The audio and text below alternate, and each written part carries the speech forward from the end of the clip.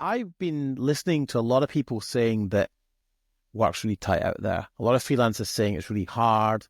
There's a lot of news around, things being a bit lean. That's not necessarily the experience we're having in the community we're in the corporate video world. But I thought it was a great opportunity to address this. If we put ourselves back in that position where we believe that there's not enough work out there and things are really lean and clients aren't spending, what are some of the things you would be doing to generate opportunities for yourself in a time where things get lean? I won't even just say would be doing. I have done this thing. One of the easiest and simplest ways to try and drive some more business is get on the phone. And I think, if you've been lucky enough to work with some clients in the past, you've already got a bunch of people that, as long as you didn't mess it up, would happily take a phone call from you, right? And so it's the easiest way to get on the phone, go, hey, this is Matt. Den, how are you, mate? What's been going on? And just like no sales, no like direct whatever, just have a genuine conversation to check in on somebody. And then through that, naturally, because the relationship has centered around working together, you will start talking about work. How's things at, your business? What's been going on? Oh, cool, you're working on that. We've been just doing X, Y, Z. I'd love to work with you again if there's any opportunity. And that's the worst case scenario. Best case scenario, which has happened to me last week, I called 34 people and I closed 20 grand. I had 5 meetings booked and have just had this trickle in of people that I missed, that I left voicemails for, calling me back. Matt, I'm so sorry I missed you. How's things? And it's like, it's so powerful because if you come at it from a place of authenticity and genuine interest, how's your dog? How's your kids? Have they started kinder yet?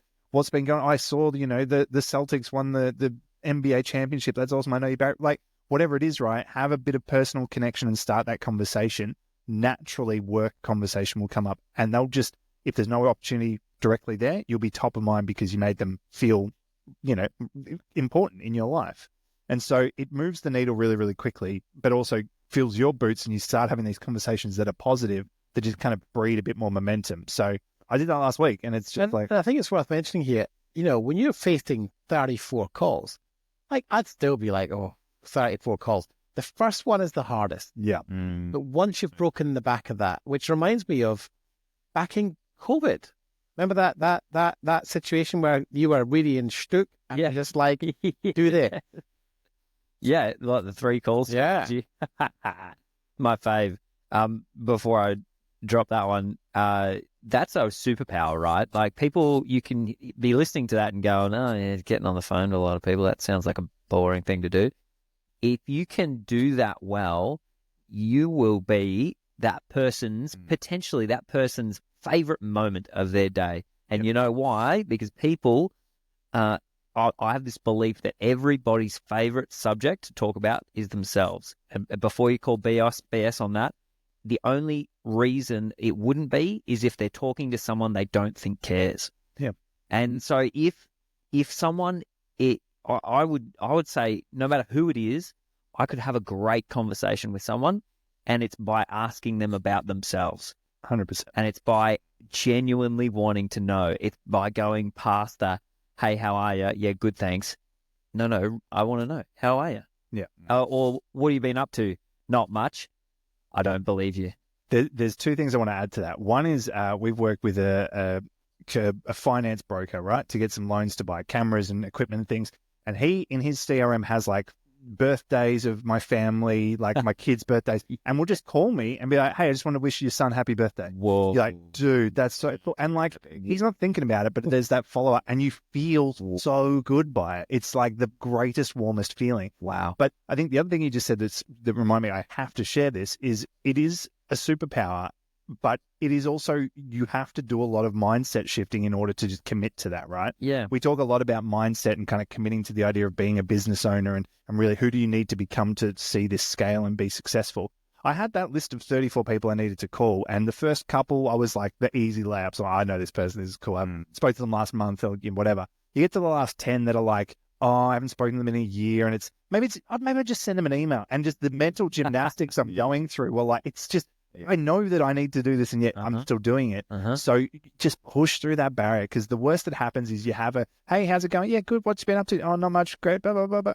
All right. Well, no worries. See you later. And that's it. Like, well, if I were to say to you, hey, I want to give you $20,000 and all you have to do is make 34 phone calls. Yeah.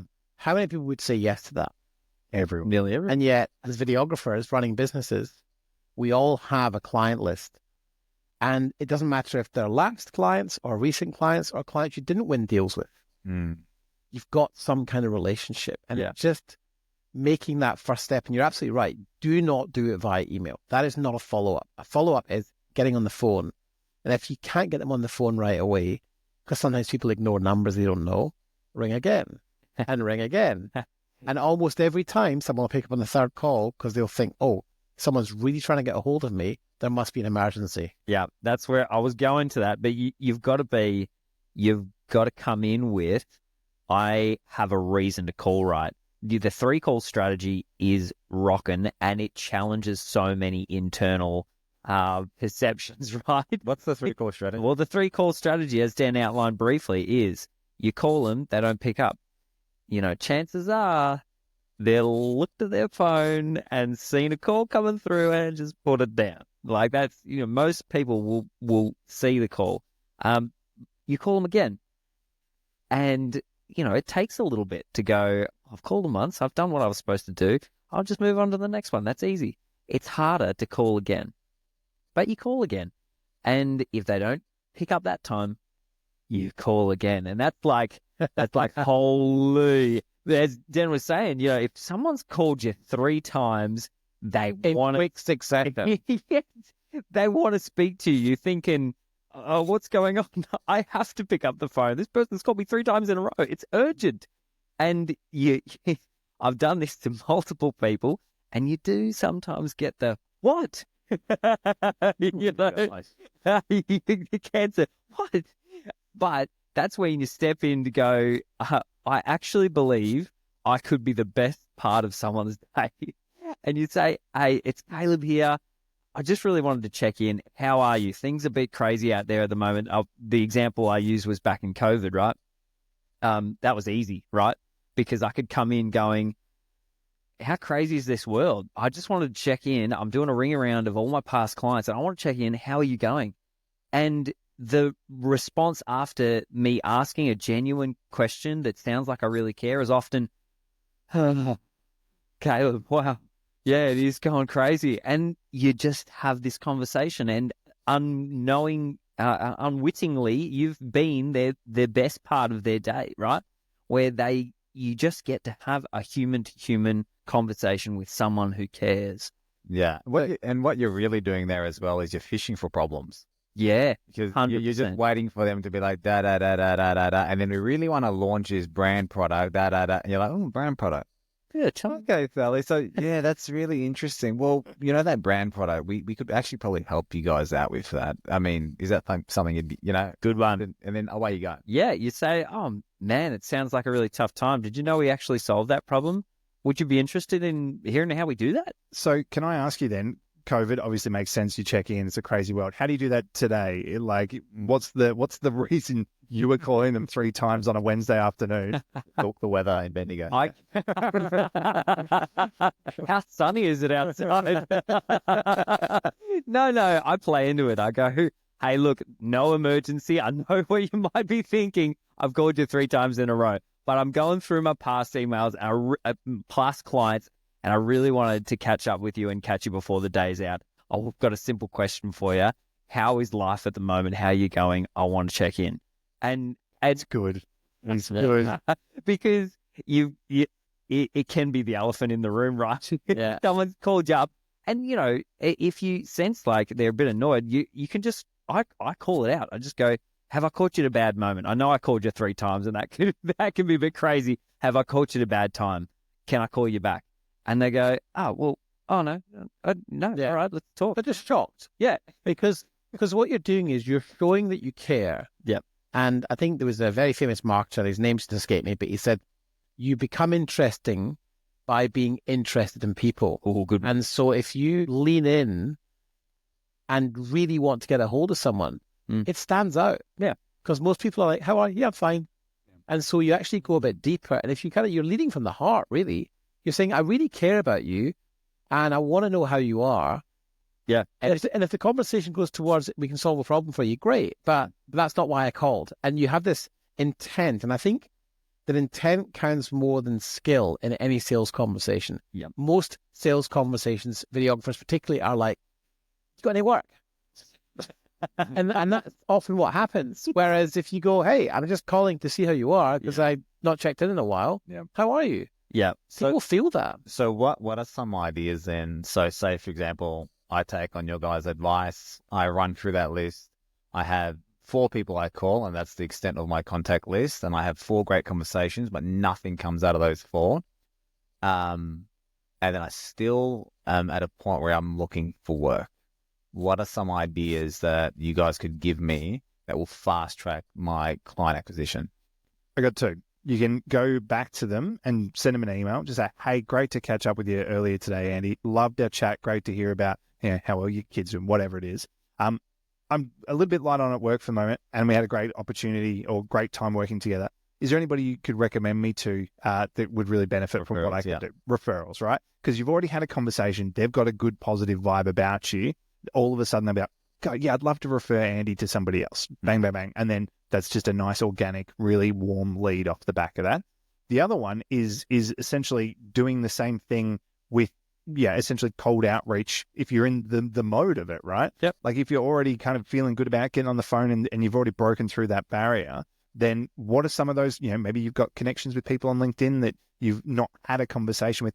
Find the office number, give them a buzz, go, hey, it's Andy here. I just want to say good day. And, have a chat to Janet. Is Janet around? Great. Janet, we've been connected on LinkedIn. I just want to check and see how you're going because I really love what you post on LinkedIn and blah, blah, blah. So maybe just capitalize on that momentum and start doing the outreach beyond that because I think, like we've all said, once you break through that first phone call or the third phone call, you're in a space where you're like, right, the Band-Aid's ripped off, we're ready to go. Yeah. So what else can you do with that energy and that momentum while you're in the zone?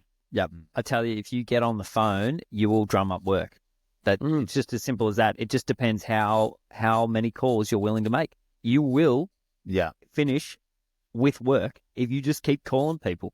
And I love that. That was going to be my one. Like you look through your dream client list or your niche you're trying to get into, and you're just like, all right, here's 10 numbers, here's 20 numbers, and the people I want to speak to. My goal is always try and catch up for coffee, right? Try and get what you're trying to do in any scenario, really, when you're trying to drum up work, is have a high value conversation. Trying to find a high value conversation. And it's about problem solving. And it's about finding the people that are most likely to have the problems that you can solve. And so you go, hey, I've been admiring, I love what you guys do. I know your time's a premium, but I was wondering if I could buy you a coffee. Because I'm doing a bunch of research in your industry and, whatever you want to spin it. I would love to learn more about your business and how I can help you. But first, let's have a coffee. Well, also, I want to go back to a real life example where, typically, we teach a lot of the LinkedIn strategy, which is about connecting with people every day. It's a longer term strategy, 60 to 90 days, build relationships, create content. But I've seen it work very quickly as well. And Sammy, one of our colleagues, won a 50 grand deal last week. He said 100% through a LinkedIn connection that was nurtured over time. Grant, has another colleague of ours, done lots of business through LinkedIn. But Alana, I remember distinctly last January, was like, I've got nothing. It's dry. What do I do? She asked this exact question on an up-level call. And I said, just go to LinkedIn. She smashed out 20 connections a day, every day for a week. And she won, I think it was about $12,000 worth of work because she just happened to connect with someone at the right time with a message that says, hey, can I help you with any video projects? So as much as the longer-term strategy with LinkedIn is one of like pace and gently kind of easing yourself in, Nick Nolan, who's in up-level, has also trimmed that and just gone, and I think he's the charm of the Irish, right? He's like, Den, I just asked him if they want any video work. Is there any opportunities, And God, Nick's in the room. I know, right? But he basically just goes straight in with, "Hey, how are you? I see you do X and Y. We produce videos in that space. Just inquiring if there's any mutually beneficial arrangements we could look at." And he just finds it super successful because Nick is a videographer. He just wants to be a videographer, gets booked to do videography jobs. So he's not really interested in scaling a business. So that works really well for him. So I would say if you were a videographer right now struggling for work, I would hit LinkedIn with a more direct message that said something like, "Hey, the algorithm suggested we connect. I make videos for companies like yours. I just wanted to explore whether or not there was any synergies." Yeah. And it works. Yeah. So if you're looking for immediate food, go to the low-hanging fruit. And that means just reach out to people on LinkedIn. And what will happen with that as well is I think it will kind of condition you to reach out to people cold. You know what? Another really helpful tip on that. It's a volume game when you're coming to that strategy. Don't be spending 2 hours curating the list of 5 people you're going to reach out to on LinkedIn and trying to find out their kids' names and what I had for breakfast. You've set the parameters wide enough that your message is going to land in the right industry or the subject that you're talking about. And do 20 connections a day for a week. It was a massive barrier for me because I'd be like, well, what if they come back and they're really keen, but I don't want to work with them? Well, Alan Dibb in the one-page marketing plan, he talks about the fact that in a kind of cross-section of 100 people, only 3 are ready to buy now. Between 7 and 10 may be in a position to buy something in the near future. I think the other 20-odd% might be in the market in the next 6 months. And then there's 30% who are never going to buy from you and wouldn't take it if it was free.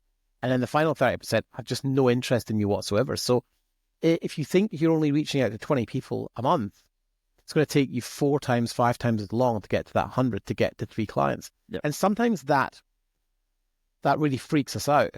And Ben Simkin, a mentor of mine, he said, it's going to take you 10 times the effort that you think it will to get a client. And I've always adopted that. And it's like, yeah, you have to do 10 times the work you think you're going to have to do to get one client to trust you. Yeah. For me, if I was to give somebody advice, right, and if you're looking for your next meal, I'm going to consider that things are pretty serious, right? So you've got to match your action to the circumstance. So for me, and I've always been interested in leverage. So when I think of business, I'm trying to create leverage. So it's like I'm trying to find actions that I can do that I like. I don't like 1 + 1 = 2. I like, how can we create 1 + 1 = 15? Like what? How can we do that? That's the question to ask. Yeah, I love it. So it's like I'm looking for activities that I save time and I win more clients. So for me, I did the door knocking thing. Cold calling is how I started niching into the construction industry. I just called a ton of builders. But I think as well, don't underestimate the power of ads. Like you don't have to be a rocket scientist or like an ads guru to start generating inquiries. Like it's like the market is saturated with videographers. Everybody today is a videographer, right? So you've got to ask yourself, how am I different to my competitors, right? And if you're just going to rely on your skills and like, well, we can color grade better, or I've done a short film back in film school, then you're not working hard enough. No. Like you've really got to think, how do I grab somebody's attention? And I grab them by the jugular and I create something so irresistible that they feel stupid walking away from me. That's the intensity you have to approach every client with. So it's like, what I did, and this is what I would recommend I'm following based off my previous experience, which was niching, but in the construction industry, was I created an offer where they felt like, why is this guy giving it to us for $6,000? Wow. My first offer was $6,000. Wow. I needed my next meal. To them, I was giving them like 40, 50 grand worth of value. And they said, wow, this guy's like, of course we're going to say yes. You know, and I'm like, Awesome. wait, I got my next meal. And I just accepted my fate that the next 3-4 months, I'm going to grind. Like, I'm going to work my ass off here and get my foot in the door. And I think there's like an ego thing with creatives where it's like, well, if it's not at my rate, like, that's it. I'm not working for it. It's like, my man, you're like still in struggle city. Like, accept it and learn the game. But there's beauty. But it is a game. Yeah. And it's fun. Yeah. If you embrace it as the game and you see it as fun and you don't attach that artistic ego to your value. I mean, $3,000 a day and I don't go out for less. And it's like, well, no one's working every day for $3,000 a day, not even the greatest DPs. So it's like a reality check. Yeah. But I get it. You know, we've all been there where it's like, oh, I feel hurt that someone's dared to offer me less than my value because we take it so personally. Yeah. But you learn to not. Yeah. I think if we come back to the LinkedIn stuff too, like I think, coming in and going, this is what my next meal is, like, come in hard and grind is cool. But I think if you're doing some of the LinkedIn outreach and you kind of get out of that, like living job to job, needing something to sustain you, and you're kind of actively trying to generate some leads, don't lose what work you've done in those lead generation processes. So you might have a couple of conversations and they go, oh, cool, we're just working this thing now, but maybe in a couple of months' time we'll be ready to chat. Don't just forget that. Put that somewhere. Put it in your calendar. Put it in your project management system. Make a note to go, I've got to contact this person again in 6 months' time. Make some notes of what that conversation was about. Because I guarantee you, when you call them or send them a message in 6 months' time, you go, how was that event that you ran? Or how was that thing you were doing? And they go, oh, wow, you remembered. Just instantly you skyrocket to the top of their list because, you know, they feel important. Yep. And so all of that compounds over time. It starts just adding more and more of those conversations in that network. And then eventually the numbers game, if you've gone from 20 a week to, 20 a day to 100 a week, that becomes 400 a month. Over a year, you've got, a whole lot of new connections that those conversations, you just keep adding more and more to them that eventually the tilling of the soil will just generate work because of that nurturing. The other thing you can do as well is, like, we're talking about attracting new leads and new clients, right? But the other thing, if you're in a position and you're, trying to make bank, is look at your existing clients. They're your happiest, your warmest lead, if you like. So it's like, if you're already doing a profile video or you're doing a couple of social media ads or whatever it is you're doing for them, think a bit deeper. Well, what else can we add to this? And just go, hey, Jack, I noticed that we're doing this for you. Like, everything's going good, but we just noticed as well that if we did this as well, it's going to do this. Is that something you guys would be interested in? Oh man, thanks so much for let's do it. Let's go. That is such a good point. It reminds me of a situation we had the other day. We got a roof painting client who's an absolute legendary, amazing client. Bailey was on set with him, and he didn't realize that we did TV ads because we're doing his social ads. And I was like, hold the phone. I'm sorry, what? Yes, we do TV ads. And he was getting his TV ads done somewhere else. Oh, yeah, wow. And I didn't even know he did TV ads. I'm like, we're doing all this social media campaign stuff, and he's put us in this box, and he loves us in that box, but he doesn't know that we do other things. So, you don't know what they have on the table that you could be picking up, right? There's a whole bunch of other things that once that kind of lock was unlocked, I was like, oh my goodness, let me have a conversation with you, dude, and share what else we do. And how many of your other clients don't realize you do X and Y? Mm-hmm. Amazing. Yeah, I've heard that story before. Someone in the VBA told me that story. It's like, oh, we just thought you did the kind of the 5 to 10 grand project. We give the 20 grand projects to someone else. We didn't realize you did them. It might have been you, actually. It's like, oh no, we just didn't think you were at that level. And you're like, let me show you some stuff. Yeah. But sometimes people we make assumptions about what people know about us. Yeah. Because we're talking about it all day, every day. And we get bored of hearing our own voices saying the same things over and over again. Yep. But the person that it lands with, it might be the first time they've heard it. Yeah. And they were busy and they caught a bit of it. Yep. And you've got to keep repeating it again and again and again. I was at an event filming a corporate in Sydney 3 years ago, And this woman had been an advisor to Bill Clinton, President Bill Clinton. Her name was Jean. I forgot her surname. But she was fascinating. And she said, Bill, so she referred to him, Bill was a brilliant communicator. He had his flaws, she said. Like what? Can't imagine. They were detailed. Okay. But she said he was a brilliant orator. Yeah, good one. Great communicator. But he said, it is really salient. He said, it doesn't matter, Gene, it doesn't matter what we're saying. It matters what they're hearing. Ooh. And I'm like, that is brilliant. Yeah, that's good. And we often go, well, we do X and Y, and we're this and we're that, and the next thing. But the client's hearing something different because they're sitting in their own, as you said at the beginning of this episode. What happens if you're sitting there and you're like, you've got no work, and you're worried about paying the rent? What do you do? It doesn't matter what we're saying, because all they're hearing is, I'm starving, I need to do something, give me something. I don't care about the strategies, give me something I can do now. Yes. And all of it's uncomfortable. Yeah. But you never hunt better than when you're hungry. Yeah. And sometimes you just got to pick up the phone. Yep. Stay hungry. Stay hungry. Yeah. Pretty hungry now, actually. Final tips. If we're just to think about this, they're going to try and dig more out of this episode for our listeners, our viewers. Nice. You're sitting there just now. Your name's Andrew, okay, and you're a video production company, and you've had a few good months, and then a few shitty months. Like you had a 20 grand job last year, and now you're doing 2 grand jobs, and you don't feel like you're some rookie, but you're stuck. And sometimes we all get stuck, right? We get stuck in a paradigm, we get stuck in a way. Maybe we haven't evolved as a business. What do you do?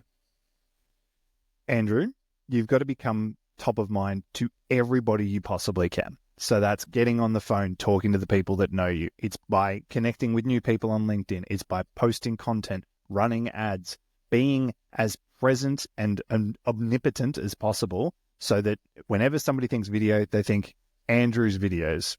And it's simple as that. Be out there and be as touchable as possible. Yep. Yeah.